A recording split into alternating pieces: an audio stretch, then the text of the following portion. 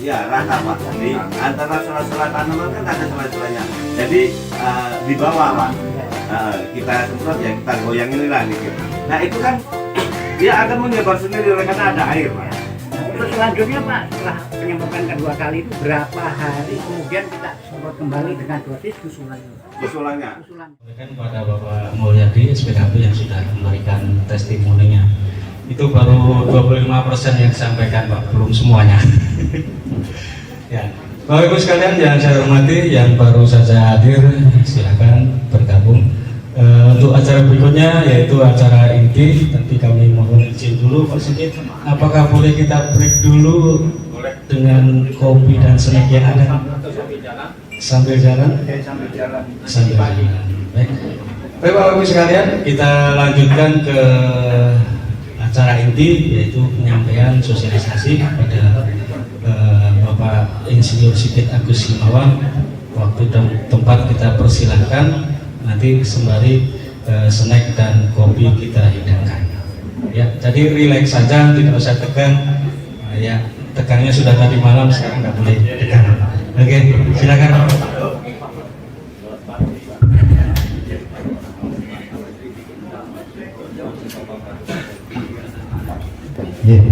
Bismillahirrahmanirrahim. Assalamualaikum warahmatullahi wabarakatuh. Salam sejahtera bagi kita semua yang telah diberikan berkah bisa hadir di tempat ini.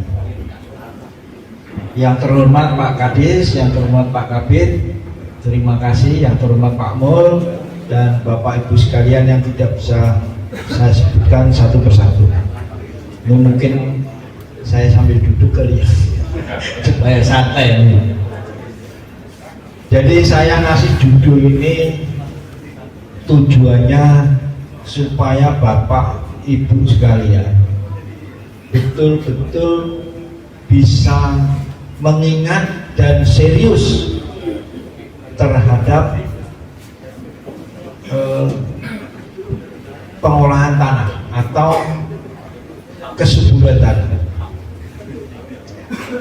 Karena saya dengar di mana-mana orang selalu bicara bibit, bicara pupuk, tapi tidak pernah bicara bagaimana tanah itu direhabilitasi untuk meningkatkan produksi. Jadi kita bicara mobil, kita bicara makanan, kita bicara sekolahan untuk anak, tapi tidak pernah bicara tentang baiti janati, yaitu rumah dari tanaman adalah tanah. Kita bicaranya selain rumah. Kalau rumah kita ini kurang nikmat bagi anak-anak kita, saya yakin mereka akan lebih banyak di jalanan. Maka Quran mengatakan, bangunlah baiti janati, bangunlah rumahmu sebagai surgamu. Cuman ini tanaman, saya katakan bahwa pencernaan tanaman itu ada pada tanah. Nah, pencernaan itu kalau ilmu kedokteran yang menyangkut gigi, tenggorokan, mulut, usus, lambung. Jadi apabila kita ada bermasalah dengan alat pencernaan, maka nafsu makan kita akan turun. Ini maksudnya gitu. Nah, kalau nafsu makan kita turun, ya kita akan kekurangan nutrisi, sehingga produksi tanaman apabila nutrisi itu tidak bisa diserap, ya akhirnya kayak sekarang bro hanya 4 ton. Jadi judul ini supaya Bapak Ibu sekalian memahami dan meyakini betul bahwa tanah harus kita bicarakan dulu sebelum memilih bibit, menanam apa, pupuknya berapa. Jadi pengolahan tanah atau recovery tanah itu harus kita utamakan terlebih dahulu.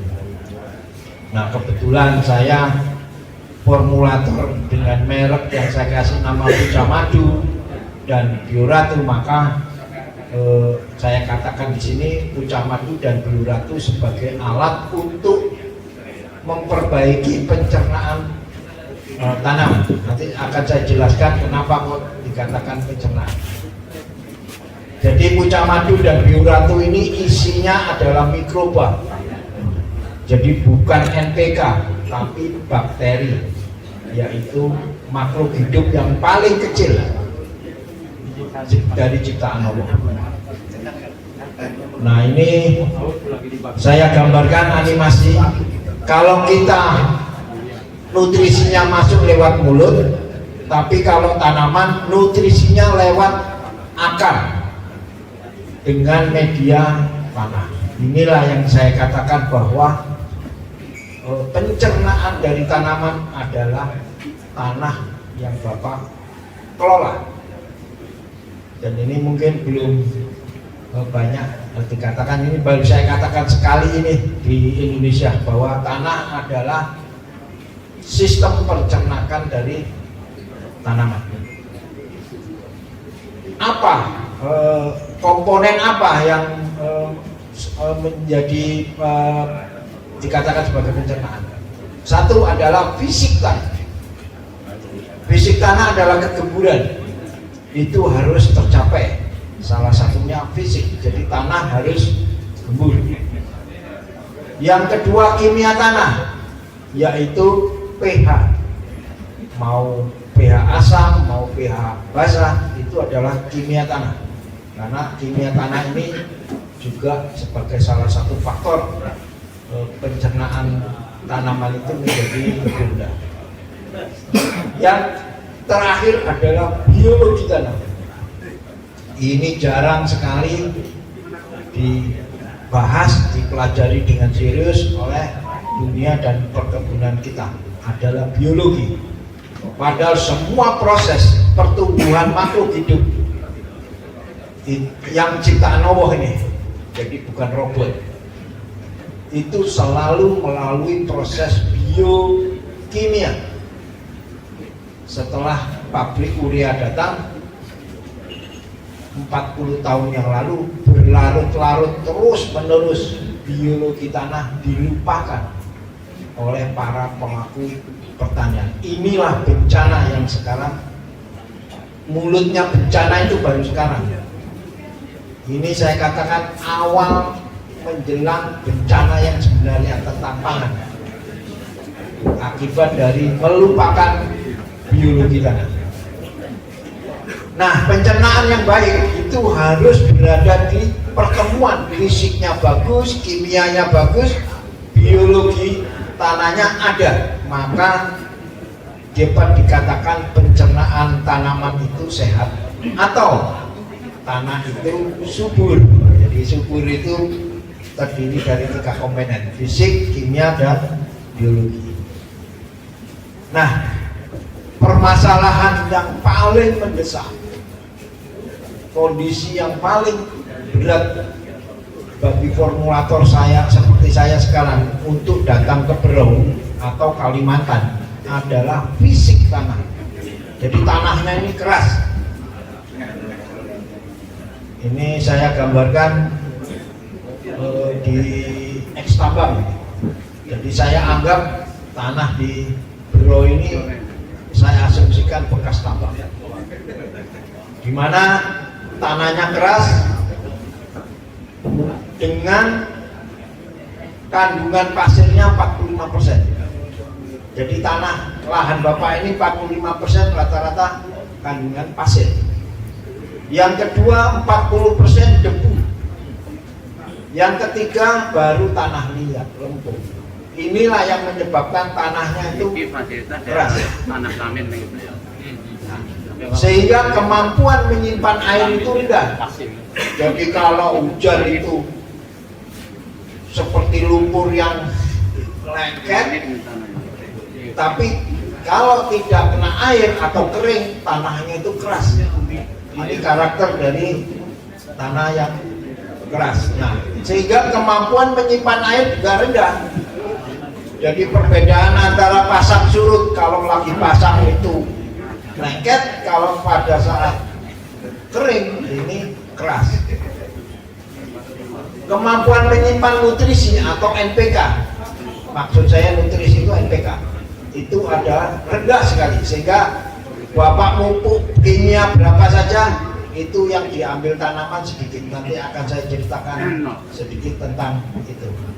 Jadi pupuk yang diberikan dalam bentuk NPK atau urea itu sedikit sekali yang dinikmati oleh tanaman, sisanya hilang. Terus pori-pori tanah sangat kecil, jadi kandungan udara di dalam tanah itu rendah sekali dan sulit ditembus akar. Makanya produksinya rendah karena mulutnya sedikit, otomatis nutrisi yang bisa masuk juga sedikit. Yang kedua permasalahan ini, saya waktu kunjungan di Kukar,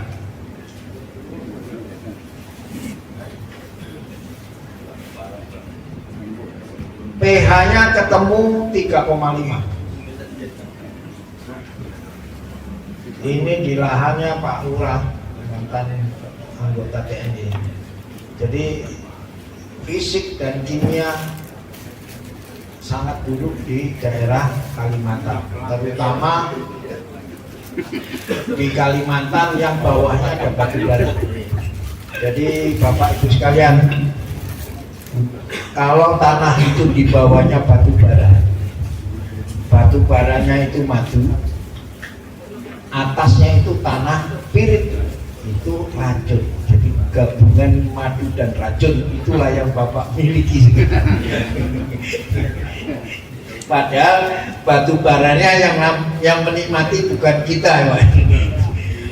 Yang menikmati oligarki, tapi susahnya kita yang menerima. Ini makanya saya ingin berbagi pengalaman. Saya tukang neliti dan Bapak penggunanya. Yang kedua,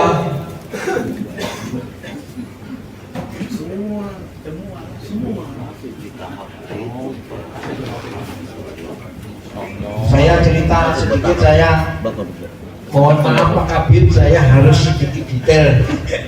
Saya berusaha bagaimana buat materi ini supaya Bapak Ibu petani ini bisa mengerti bahasa saya. Kadang-kadang kesulitan saya itu menyampaikan analoginya gimana itu supaya Bapak Ibu petani ini bisa menerima. Makanya saya menyadarkan mengapa tanah harus gembur. Ini kadang-kadang kita melakukan tapi tidak mengerti maksud daripada tanah harus digemburkan supaya tanaman itu tumbuh dengan baik. Nah, ini saya gambarkan simulasi kalau tanahnya keras, maka akar itu tumbuh sangat terbatas, jadi dia lebih banyak menyamping.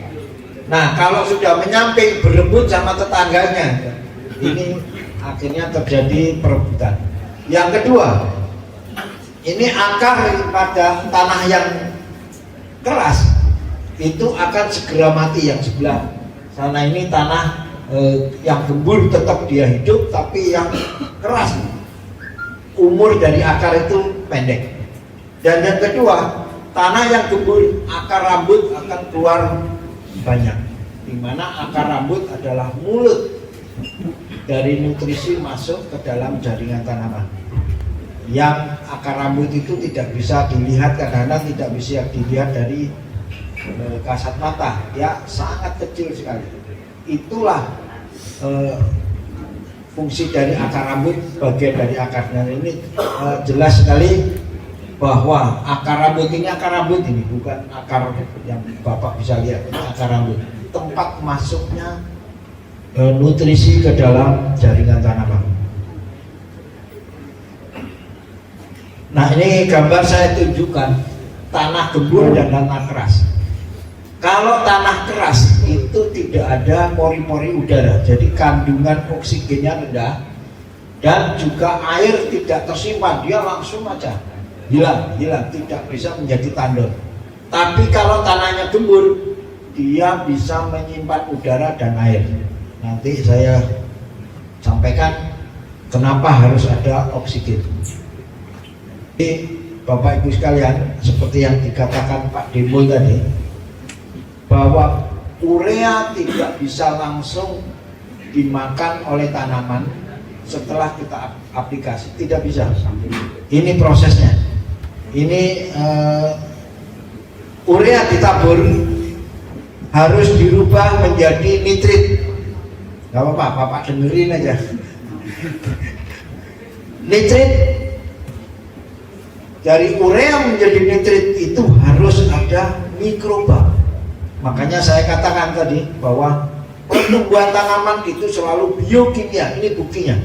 Jadi urea maupun ZA maupun N yang ada di NPK tidak bisa langsung dimakan oleh tanaman, tapi harus dirubah menjadi nitrit dibantu oleh mikroba namanya Nitrobakter. Ini ciptaan Allah yang sudah ada di tanah maupun air sumur. Makanya kalau terkena kapurit oleh pengolahan PDAM, maka populasi dari Nitrobakter juga akan berkurang. Makanya tidak disarankan air PDAM dipakai untuk mengairi sawah. Di samping mahal, juga teknisnya nggak benar. Karena ini kira-kira begitu. Nitrit tidak serta-merta dimakan oleh tanaman, dia harus dirubah menjadi nitrat oleh Nitrobakter. Makanya Nitrosomonas dan Nitrobakter adalah sebutan dari bakteri nitrifikasi. Jadi tidak sesederhana yang Bapak kita pikirkan bahwa urea diberikan langsung dimakan oleh tanaman jadi daun, jadi batang, jadi akar. Tidak, dia melalui proses biokimia. Sehingga apabila populasi bakteri di tanah itu rendah, maka urea maupun ZA yang Bapak berikan banyak hilang. Dan di sini saya gambarkan hilang. Makanya subsidi diberikan berapa saja oleh pemerintah tidak akan cukup selama kesuburan tanah kita terus menurun. Jadi suburnya turun, kebutuhan urea naik, dan sampai kiamat pun tidak akan cukup kebutuhan subsidi. Ini karena hilang karena populasi atau jumlah mikroba di tanah itu sangat minim. Nah, ini saya gambarkan reaksinya. Jadi urea untuk menjadi nitrit dibutuhkan O2, oksigen. Demikian juga nitrat. Maka faktor kegemburan tanah menentukan, karena Pak oksigen hanya bisa disimpan oleh kantong-kantong udara atau pori-pori udara di dalam tanah. Kalau tanahnya keras karena mengandung debu 40%, maka kandungan oksigen di dalam tanah Bapak sangat minim, sehingga urea banyak hilang daripada dimakan oleh tanaman. Jadi ini Pak Mul jawabannya. Jadi Puca Madu maupun Bioratu adalah mengurangi kehilangan atau meningkatkan efisiensi. Makanya dapat 4 ton, yaitu karena ini. Nah, ini saya berikan ilustrasi. Urea yang Bapak berikan hanya diserap 35 sampai 45 ini di Jawa ini. Ini hasil riset saya. Apalagi di tanah Piri mungkin diserap banyak 20-25%. Makanya ini perlu ada penelitian yang pasti. Sisanya hilang. Ini yang tidak pernah kita sadari, bahwa kesalahan bukan pada alam, tapi kesalahan kepada kita. Diberikan akal oleh Allah, tapi kita tidak pernah menganalisa sampai sejauh ini. Makanya saya mengajak Bapak Ibu sekalian ayolah menjadi pengusaha tani, jangan jadi petani. Kalau petani itu tanamannya bagus, produksinya jelek, itu nggak peduli, yang penting tanamannya bagus. Tapi kalau pengusaha tani itu selalu menghitung, saya modalnya berapa, jualnya berapa, untungnya berapa, bisnis. Kalau petani kita, yang penting hijau, mau gabahnya itu gabuk, mau produksinya 2 ton, yang penting bagus. Itulah petani. Seperti petani gelombang cinta.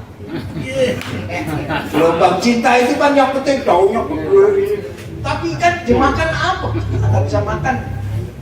Inilah, ayo kita menjadi pengusaha tani, bukan menjadi petani. Kalau bahasa Jawa, zaman dulu ada kata-kata, ini bahasa Jawa nih, montor gilap, montore Cino, geger gilap, gegere wong Jawa. Pengusaha Cina itu kan rata-rata pengusaha, mobilnya mengkilap. Nah, rata-rata zaman dulu orang Jawa itu petani, jadi yang mengkilap adalah gegere. Iya, Bapak. Itu istilah kuno zaman saya masih kecil. Montor gilap, montore wong Cina, geger gilap, gegere wong Jawa. Karena kita petani, bukan pengusaha tani. Makanya, ayo Pak, kita menjadi pengusaha tani, bukan jadi petani. Ini adalah saya gambarkan bahwa kalau tanah itu gembur, jadi tanah pirit itu gembur, maka mudah menyimpan oksigen karena pori-pori tanah banyak terjadi. Apabila oksigen cukup, maka mikroba tanah itu otomatis berkembang biak karena bakteri tanah itu membutuhkan oksigen di dalam hidupnya. Jadi benar-benar ini simbiosis. Terus bisa menyimpan air, karena tanahnya gembur. Ditambah lagi akar bisa berkembang vertikal, tidak berkembang horizontal, sehingga ruangan mencari nutrisi, mencari makanan itu ke bawah, tidak berebut dengan tetangganya. Nah, memang nenek moyang kita sudah ngajari sebelum bertani menanam kita mesti nyangkul. Yang berikutnya selain mencangkul dengan bajak binatang, yang terakhir dengan menggunakan traktor. Akan tetapi dengan cangkul kita hanya efektif menggemburkan tanah 15 cm. Hanya 15 cm.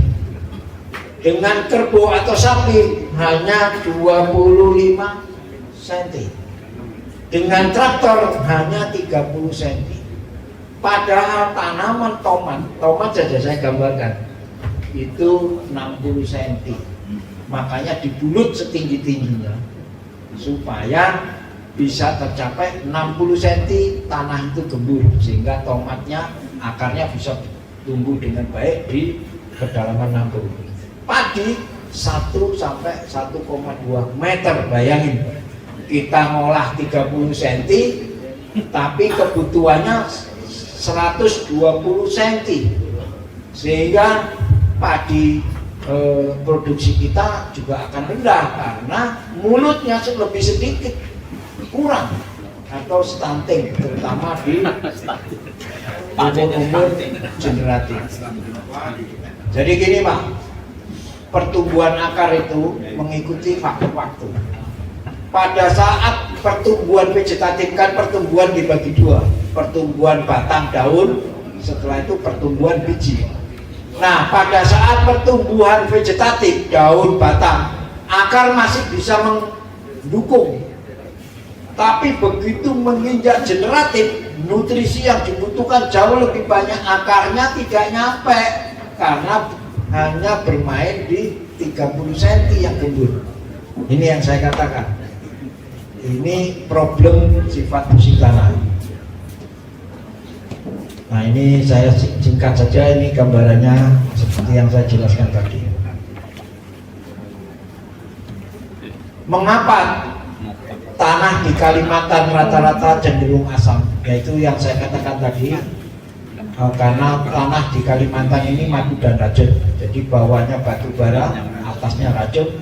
Apa racunnya? Adalah tanahnya kecut. Kenapa tanahnya kecut? Nah ini sedikit mohon maaf Pak Kabin, saya jelaskan agak detail. Jadi apa yang disampaikan Pak Mul tadi, tanah di Balai Gede itu ada semacam minyak, itu bukan minyak Pak, itu adalah Fe, logam besi. Jadi yang mengambang itu besi. Bahasa ininya Fe. Fe akan bergandengan dengan sulfat karena tanah kita adalah tanah vulkanik, selalu mengandung belerang. Es itu belerang. Kalau besi gabung dengan belerang, terus Bapak olah naik ke atas, akan bertemu dengan oksigen yang kita hirup, maka akan terbentuk asam sulfat seperti yang dikatakan Gibran. Jadi kalau asam sulfat ini dimakan, diminumkan seperti yang Gibran katakan, itu sama dengan kita bunuh diri. Jadi racun asam sulfat itu bagi tanaman karena menurunkan pH tanah. Jadi asam sulfat itu dibentuk karena proses oksidasi. Jadi proses karena bertemu dengan oksigen. Nah ini saya singkat saja. Jadi penyebabnya adalah ion hidrogen yang saya kasih panah. Nah mungkin ini pernah dibaca oleh Bapak Ibu penyuluh waktu kuliah. Jadi Pak, kalau pH tanah itu rendah, ini saya gambarkan 4, maka nutrisi yang bisa diserap oleh tanaman hanya 10%.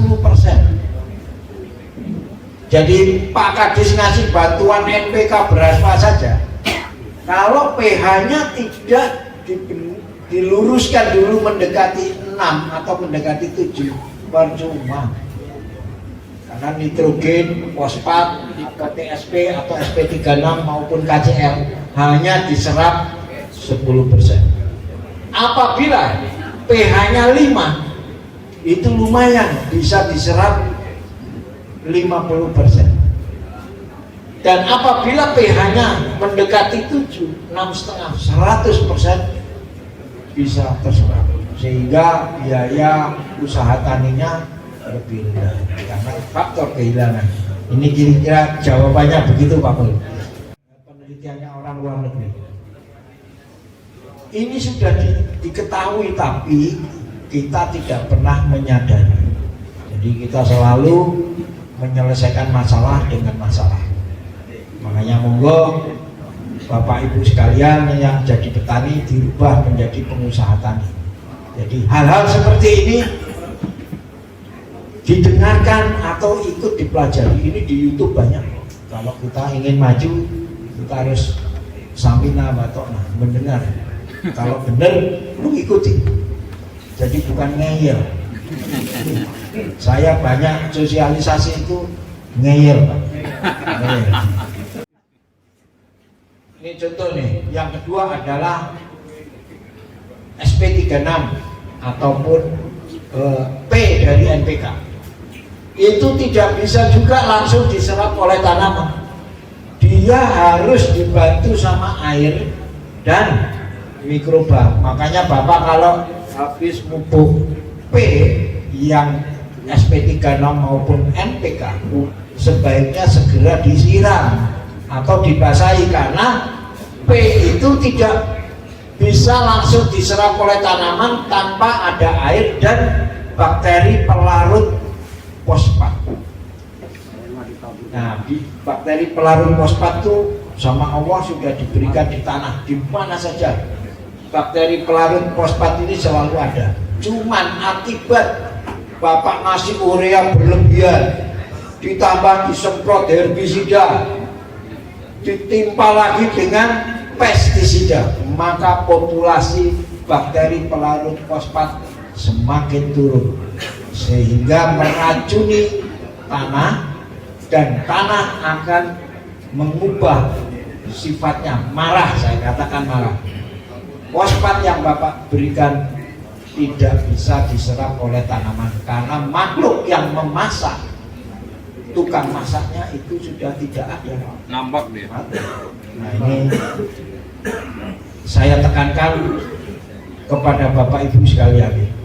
Jadi yang membuat tanaman kita itu baik bukan hanya NPK, tapi biologi.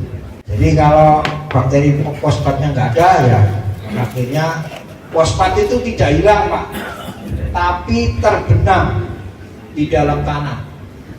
Ya kalau terbenamnya uang di bank bisa diambil sewaktu-waktu. Kalau fosfat Bapak ambil lagi ya nggak bisa.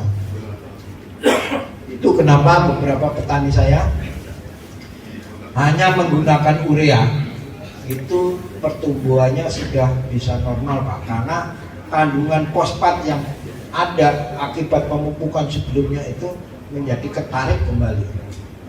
Dan saya yakin di daerah Bro ini fosfatnya sudah tinggi karena memang dari tanah endapan.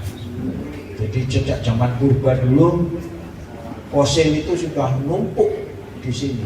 Nah, fosil itu dulunya adalah fosfat. Jadi tanaman ini kan mengandung fosfat. Jadi kalau saya jadi menteri saya kurangi itu subsidi P-nya karena kita ini sudah kaya P. Padahal fosfat hanya bisa dibeli dari Afrika Selatan, Ukraina dan Rusia. Kita tidak pernah menyadari bahwa saat ini kita krisis NPK karena bahan baku P sama K kita harus impor dari daerah konflik, makanya pusing petrokimia maupun PKT karena mereka belinya mahal sama pemerintah tidak boleh menjual mahal karena kepentingan politik, sehingga mereka rugi triliunan tapi tidak pernah diekspos. Nah kalau saya jadi menteri, analisa P-nya kita cari database, teliti semua daerah karena kita nggak punya data. Indonesia ini kelemahannya data. Pak Kadis di Brno saja saya yakin tidak punya peta pH. Jadi kelurahan ini coba itu Pak Bambang punya peta, maka kita punya rekomendasi dosis pemupukan. Itu penting. Jangan melihat sawit. Kalau sawit memang tanaman yang hidupnya sudah biasa disiksa kayak kaktus. Kaktus itu kalau Bapak kasih kompos tanahnya yang benar, saya yakin buah naga itu tidak produksi dengan baik. Tapi kalau disiksa di tempat yang pasir, yang panas, yang dia tumbuh baik. Memang takdirnya dia tanamannya disiksa. Jadi acuan itu jangan sawit. Nah, orang punya duit itu senang memelihara makhluk hidup yang senangnya disiksa tapi menghasilkan uang. Tapi kita balik lagi, kita kelaparan kan, kurang beras, kurang jagung. Jagung itu adalah komponen ketahanan daging Pak Kadis. Jadi kalau jagung kita tidak produksi atau kurang memenuhi, maka kita menjadi imported daging. Jadi kita ini, jadi kalau beras itu pangan, karbohidrat, kalau jagung adalah protein. Ini yang membuat pemerintah betul jagung. Nah sekarang jagung diekspos untuk jadi produk unggulan Brno tanpa mempertimbangkan kondisi tanah. Jagung itu memang mudah tumbuh, tapi kalau tanahnya itu pH-nya rendah dan keras, maka yang hadir dulu adalah bule. Jadi penyakit bule itu muncul karena pH-nya rendah, karena dia ditimbulkan oleh jamur. Yang jamur itu senangnya di tempatnya yang kecut-kecut, seperti panu itu banyak diketek. Itu karena memang itu kodratnya jamur. Jadi pH Brno sebelum dibenerin bahaya tanam jagung. Terus jagung itu sakarnya serabut dan sampai 3 meter. Jadi kalau tanahnya keras jangan harap dapat pipilan dapat panen 6 ton itu sudah bagus. Tapi kalau tanaman normal hibrida bisa 11-12 ton. Kami 10 ton itu sudah biasa untuk bonggol kering. Dan penyakit bulenya bisa kita atasi. Nanti saya jelaskan kenapa Pucang Madu Biura itu bisa menghindari dari bule. Jadi Pak Bambang kalau mau melaksanakan program jagung betul-betul dianalisa pH tanah sama kegembulan tanah. Gampang tapi sulitnya kalau kita tidak perhatian dengan itu. Insya Allah kalau jagung kami tidak pernah ada yang gagal. Jadi jagung sangat mudah bagi Pucang Madu maupun Biura karena bisa mengendalikan bule tadi. Sama dengan cabai. Cabai itu petani atau Bapak Ibu sekalian bisa mengendalikan penyakit, pasti saya pastikan Bapak mempunyai keuntungan yang tinggi karena resiko cabai adalah penyakit. Kalau penyakit sudah bisa dikendalikan, selesai sudah. Walaupun nanti mahal, nanti murah, kapan mahal, kapan murah, nggak ada masalah. Kalau kita berpikirnya setahun. Jadi nanam cabai itu, panen cabai mahal maupun murah nanti ketemu rata-rata keuntungan per tahun. 1 hektar pernah saya hitung dengan Pucang Madu 6 bulan itu 1,2 miliar untuk 4,5 hektar. Jadi 1,2 M Bapak bagi 4, itulah keuntungan per 6 bulan dibagi sebulan. Itu dengan harga cabai 11.000. Nanti Pak Bambang saya kirimi itu catatannya petani saya yang di Bali.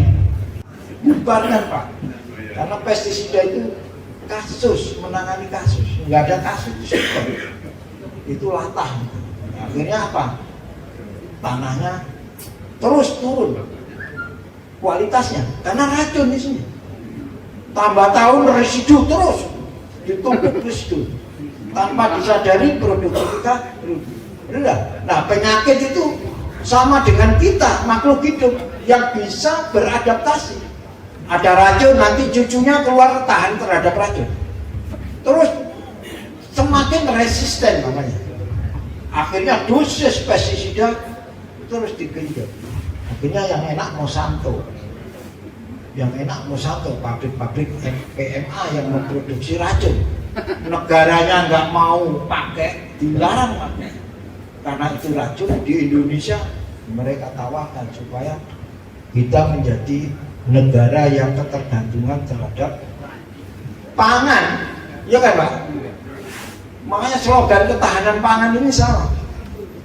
Karena ketahanan pangan bukan berdaulat pangan. Yang penting punya duit bisa impor, ya sudah ketahanan pangan tercapai.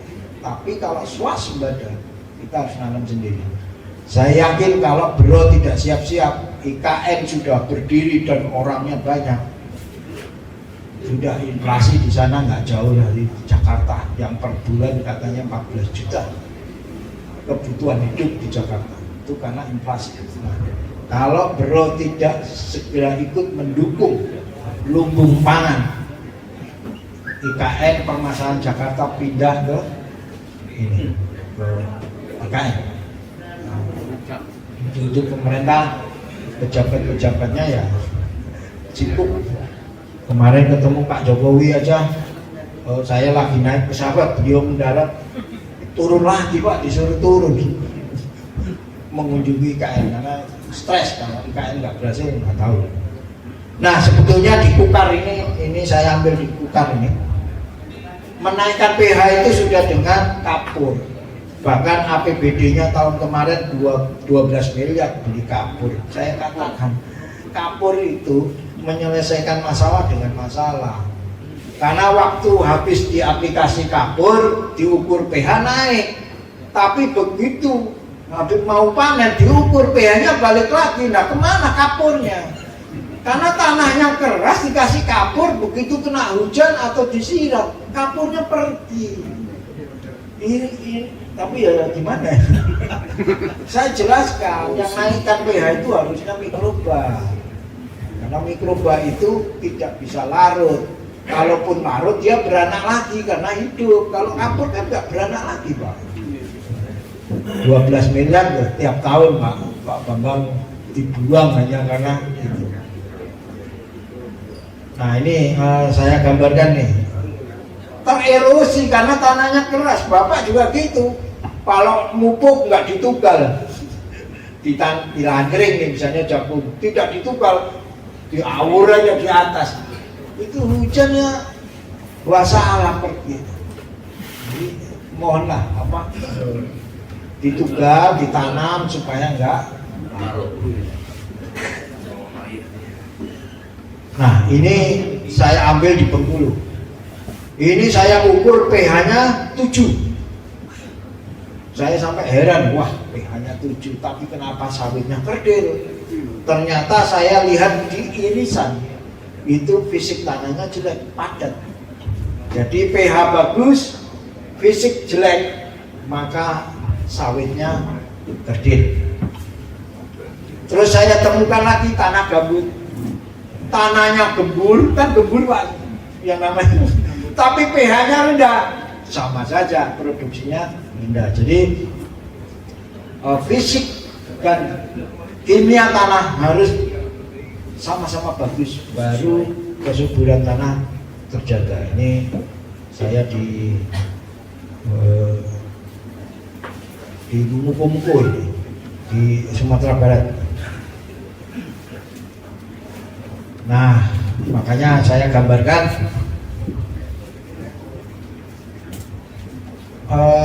bapak-bapak ibu petani itu sama dengan ngambil ember air dengan embernya yang bocor kayak gitu.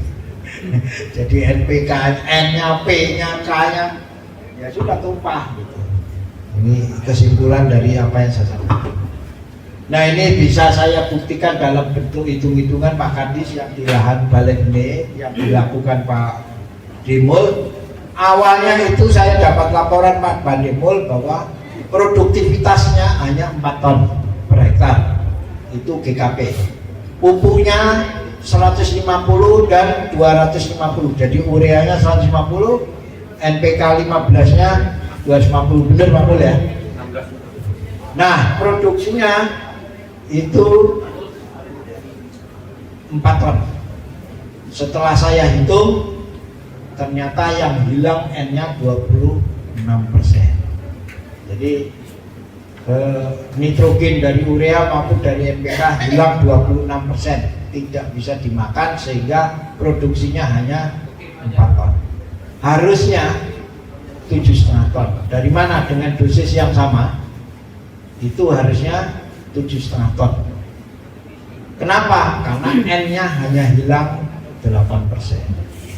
Ini yang sudah saya copy ke Pak Bambang ya, hitung-hitungan ini. Nah ini kalkulasi. Jadi sebaiknya Bapak Ibu petani bahkan penyuluh itu punya semacam simulasi perhitungan unsur hara terkait dengan produktivitas. Kalau di peternakan, saya pernah ke Danau Paduk di Purwakarta. Keramba, petani keramba, saya tanya, Pak, sampai ngasih pakan berapa? 1 ton. Pokan, pelet yang apung. Terus produksinya berapa? Setengahnya. Jadi 1 ton pakan menghasilkan panen setengah ton. Jadi 50%. Jelas apa? Saya ngasih 2 ton, panen saya 1 ton, jelas. Nah kalau Bapak Ibu sekalian, saya ngasih pupuk 150, urea, NPK 250, panennya berapa Pak Mul? Insya Allah saya berdoa semoga 8 ton. Ini teknis. Dasarnya apa Pak? Ya berdoa. Ya memang berdoa dibutuhkan, tapi sambil berdoa kan harus direncanakan. Kalau pupuk 150 dan 250, potensinya adalah 7,5 ton. Lah kalau saya kepingin 9 ton, tinggal ditambahin kebutuhannya. Itu maksudnya. Gitu ya ngomong ya. Nah nanti itu PPL mungkin Pak Bambang bisa memberikan formula ini dari Excel sehingga bisa dibagikan ke petani. Oh, daerah buyung-buyung kepingin ini pupuknya harus berapa? Nah, cuman untuk mencapai 7,5 ton pH sama ketumbuhan tanah harus tercapai optimum. Nggak bisa, makanya Pak Mul baru mencapai 7,5 ton kalau nggak salah 3 kali putaran. Jadi kalau 3 kali panen ya setahun pakai Pucak Madu terus menerus dari 5,4 awalnya 5,4 6,1 terakhir 7,5. Ingat saya gitu. Jadi sudah terlihat bahwa bisa dihitung maupun bioratu sama, isinya sama Pak, cuman bentuknya beda. Kalau Pucak Madu cair, kalau bioratu padat bentuknya butiran. Tapi semua bahan aktifnya atau mikrobanya sama, yaitu Bacillus actinomycetes. Nah ini hasil uji lab yang nggak tahu kapan ini, tahun 23. Nah ini yang bro ini Pak Kadis sendiri, yang di bro ini. Jadi ini contoh nih, Azospirillum standarnya hanya 10/5, tapi saya pasang 10/9. Jadi kalau Bapak Ibu sekalian, satu botol diencerkan menjadi 1000 liter, itu artinya masih mengandung Azospirillum 10/6, kan dikurangi 3 dari 1000 ya. Jadi masih di atas ketentuan hektar, walaupun sudah diencerkan 1000 kali. Kalau 100 kali masih mengandung 10/7, jadi 9 kurangi 2 kan 100 itu nolnya 2 kan Pak ya. Nah itu berarti 10/9, 9 dikurangi 2 berarti tinggal 7. Jadi kalau Bapak ngencerkan 100 kali, maka populasi Azospirillumnya masih 10/7, masih di atas fermentan. Itu yang membuat salah satu faktor kami berhasil di aplikasi Pak Mul. Jadi populasinya tinggi sekali. Ini saya buat 10/9. Nah sekarang menginjak kepada agak detail sedikit. Kenapa kok Pucak Madu bisa menggemburkan tanah? Ini karena mikroba. Mikroba itu dalam hidupnya, ini Azospirillum dan ini mikroba dari Pucak Madu maupun bioratu, itu hidupnya mengeluarkan getah, namanya biofilm. Nah getah itulah yang mengikat debu, pasir maupun lempung menjadi butiran yang lebih besar. Makanya Bapak Ibu sekalian nanti kalau nyoba Pucak Madu di pot atau polybag tanah yang keras, dikasih Pucak Madu yang sudah diencerkan 100 kali, nanti 1 minggu berikutnya Bapak cek, kelihatan sudah ada penggemburan tanah. Ini karena proses ini. Jadi mikroba itu mengumpulkan partikel yang kecil menjadi yang lebih besar, bentuknya butiran. Makanya saya gambarkan butirannya adalah seperti ini. Dengan butiran-butiran yang lebih besar, maka akar rambut tumbuh menembus celah-celahnya. Terus kalau ditekan gini ngepir gini, jadi karena butiran. Jadi kegemburan tanah hanya butuh waktu sekitar 7 hari untuk Pucak Madu maupun. Nah ini demplot saya, di kelihatan sawah setelah 1 minggu aplikasi itu teksturnya kelihatan terbentuk butiran. Terus air tidak mengenang karena langsung bisa turun ke bawah. Nah, sebelahnya yang cuma dibatasi galengan itu terlihat airnya masih tetap mengenang.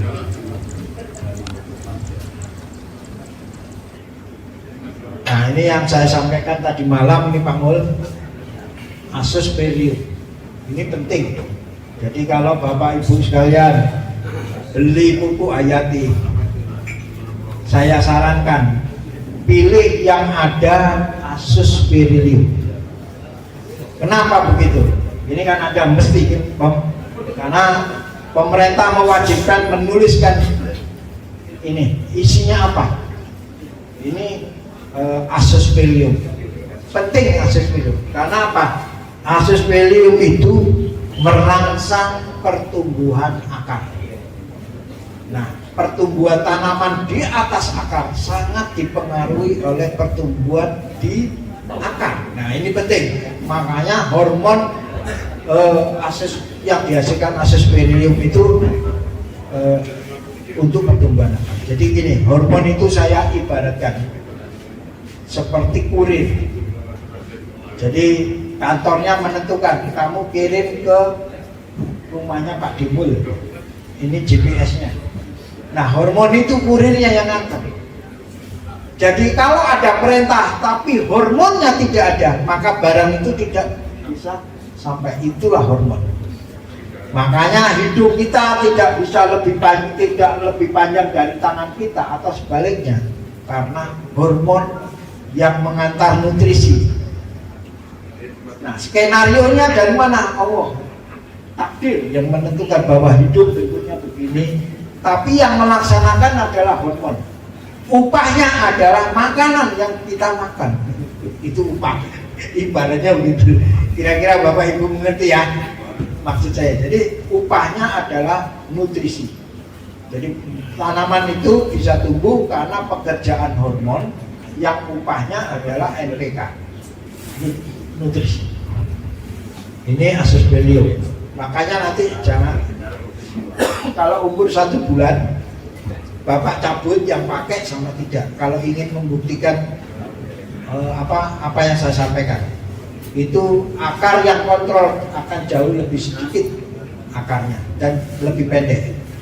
Ini karena pekerjaan dari asospergillium.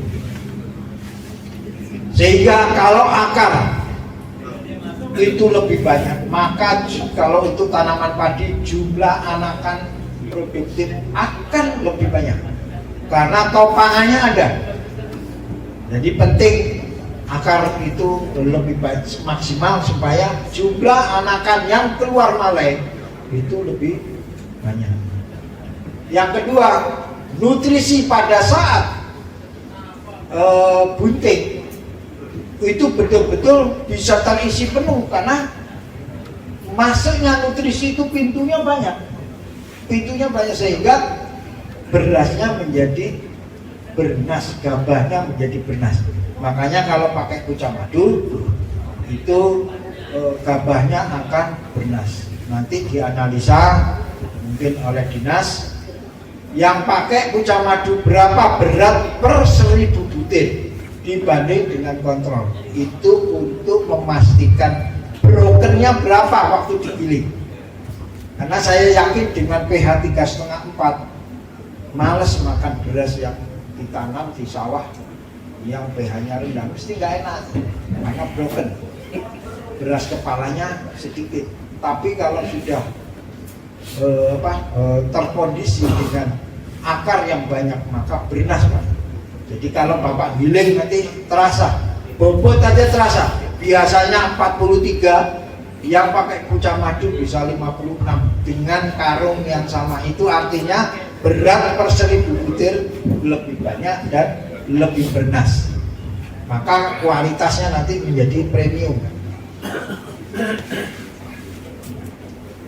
Juga ditunjukkan di tanaman holti bawang merah di Bangli.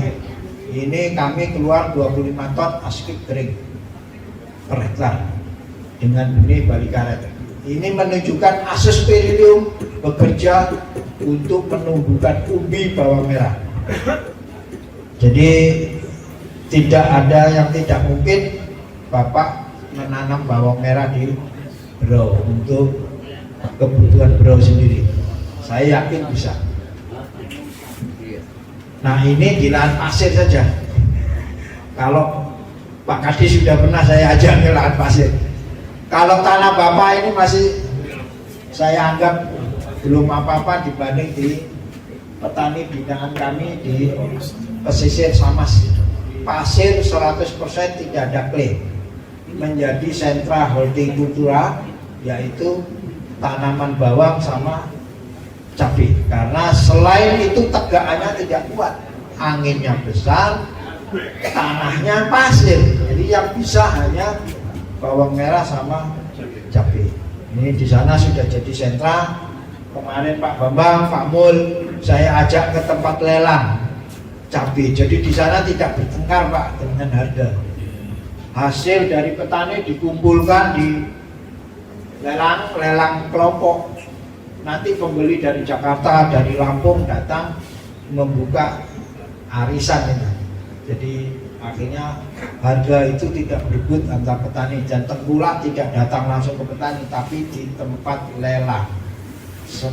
Seminggu 2 kali pelaksanaan lelang, dan di sana lelangnya per lelang 250 juta. Ini Pak Wong ya.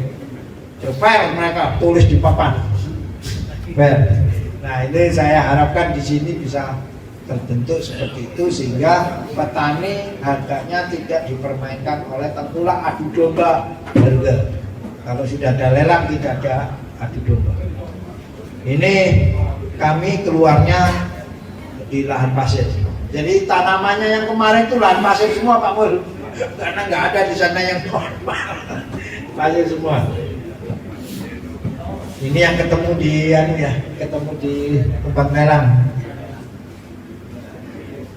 Nah, ini yang lebih penting juga penting bahwa pucak madu dan bioratu itu mengandung bakteri Bacillus sp yang berfungsi sebagai biopestisida. Jadi bisa menghindari penyakit. Misalnya nih, kalau di tanaman padi di sawah itu kresek. Kresek itu awal-awal datang itu kresek ini luar biasa. Kalau dibiarkan menjadi gabuk. Jadi kresek yang tidak ditangani maka terakhirnya nanti gabuk, banyak gabah yang gabuk. Nah ini pucak madu saya sama bioratu saya tempatkan Bacillus sp untuk menghindari penyakit. Makanya saya sarankan Bapak jangan nyemprot karena latah, tapi nyemprot karena kasus. Kalau ada kasus baru semprot. Tapi dengan pucak madu bioratu insya Allah namanya kasus bisa dihindari, karena ini saya nggak perlu. Jadi ini tanah yang di tempat Bapak itu pirit seperti yang saya katakan tadi. Itu saya lengkapi dengan bakteri pelarut sulfat, sehingga tanah Bapak yang pH-nya 4 nanti seminggu kemudian insya Allah naik menjadi 1, terus seminggu kemudian naik lagi sampai mendekati 7. Biasanya mentok di 6,2, tapi di balik benih kemarin bisa sampai 7 Pak. Bisa sampai 7. Atau artinya betul-betul karena sudah setahun ya 2 kali putaran, jadi bisa mencapai 7. Ini filmnya. Ini di balik benih pH-nya sampai 7. Yang berikutnya yang tidak tertulis di sini Pak Kadis, Actinomycetes ini tidak kami cantumkan di sini. Tapi ini mengandung Actinomycetes untuk menghadapi tekanan lingkungan. Jadi misalnya kebanjiran, insya Allah masih bisa bertahan dengan pucak madu. Ini karena pekerjaan Actinomycetes. Kekeringan juga masih bisa bertahan karena Actinomycetes mampu mengurangi dampak akibat ini tekanan lingkungan. Termasuk yang kadar garam tinggi. kadar garam tinggi itu bisa ditangani dengan actinomycetes. Jadi TCL-nya itu turun. Itu terbukti di Samas kan. Walaupun kadar garamnya cukup besar karena pinggir laut cuma 10 meter dari laut, itu karena pekerjaan actinomycetes. Nah ini jagung yang biasanya jagung itu tidak mau tergenang, alhamdulillah dengan Pucak Madu itu bisa bertahan. Ini seminggu Pak kayak gini nih, waktu tahun 2023 ya, yang curah hujan tinggi 22 23.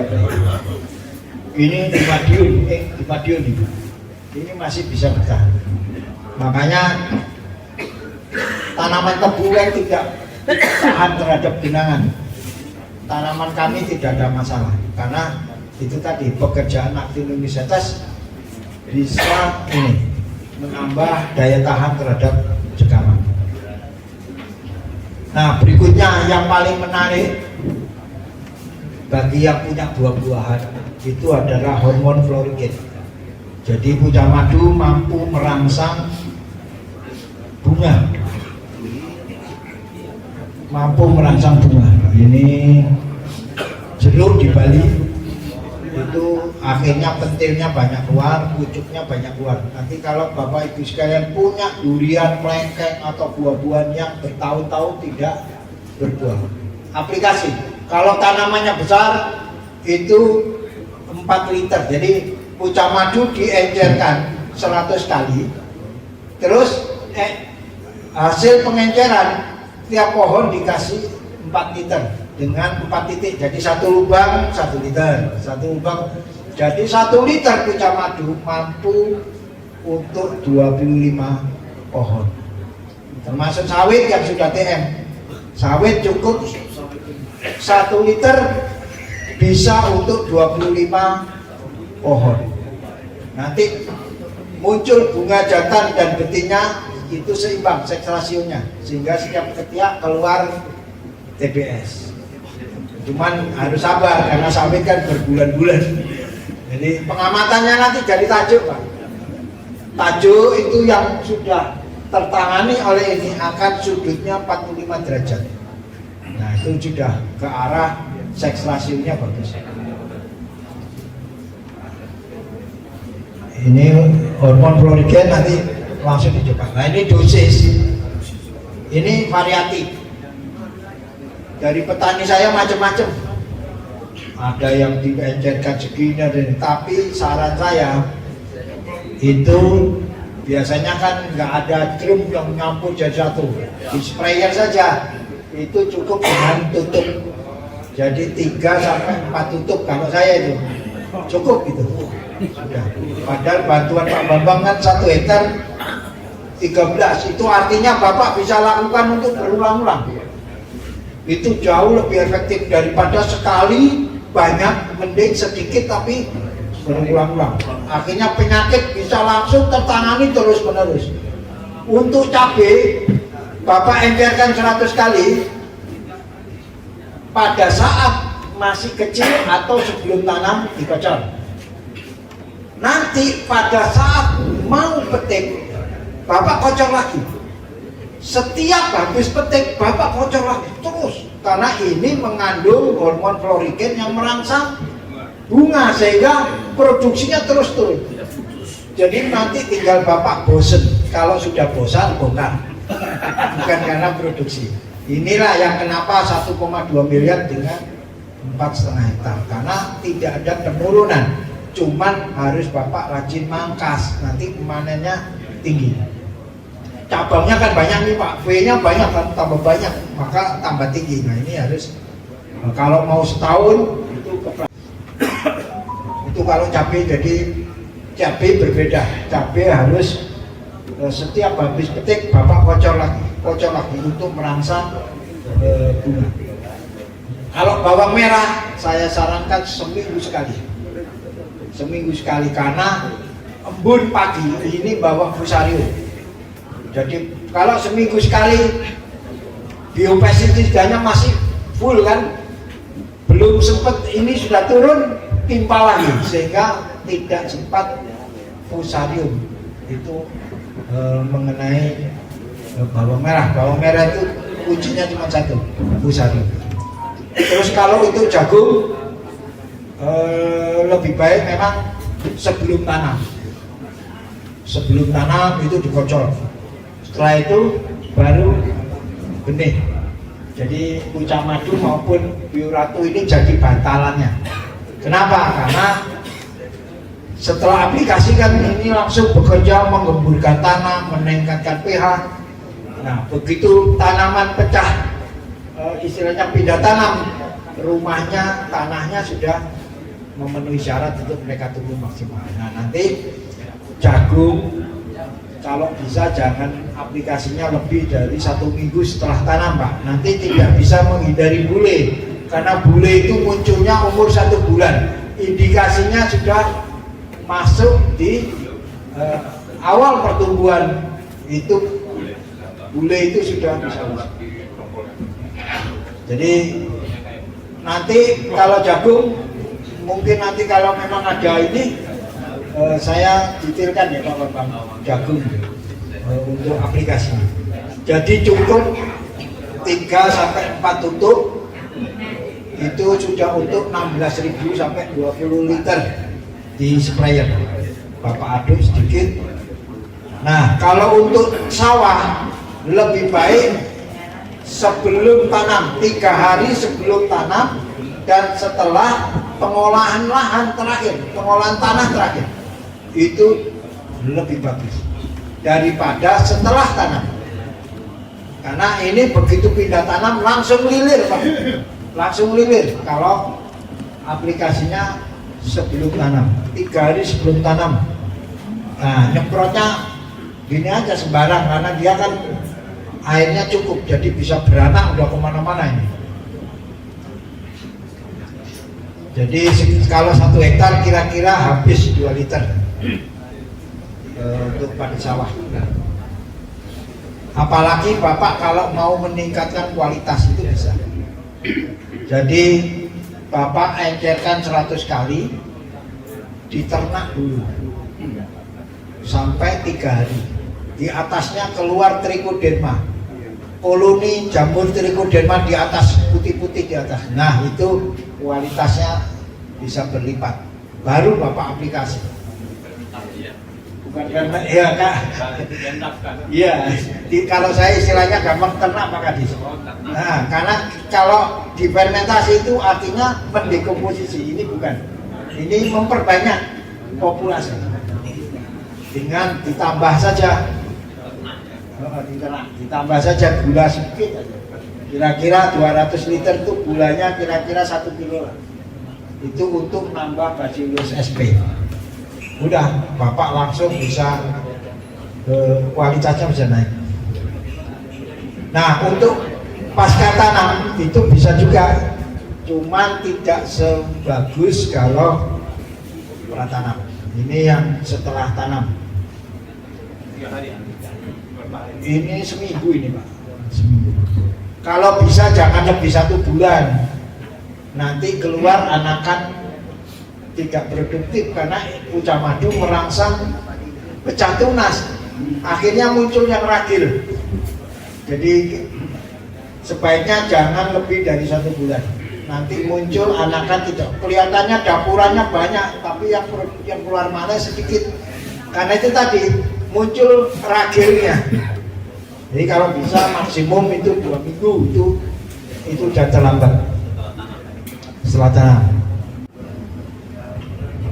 Nah, untuk Bioratu yang padat enaknya itu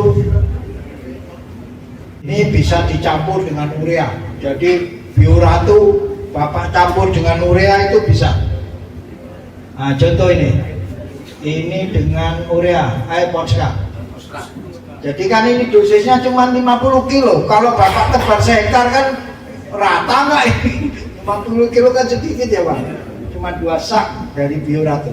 Maka Bapak oplos dengan NPK. Jadi sekali mupuk, NPK-nya mupuk plus hayatinya mupuk. Jadi cuma sekali jalan.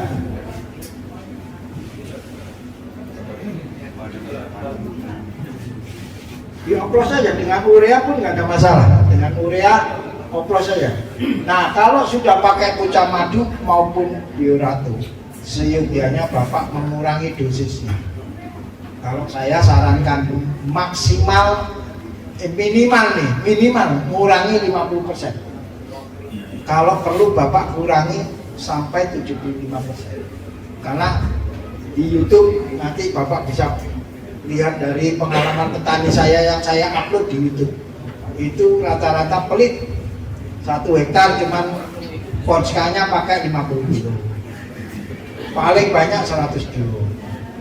Jadi karena memang mereka melihat kasus, oh ini pertumbuhannya sudah bagus, ngapain nambah gitu.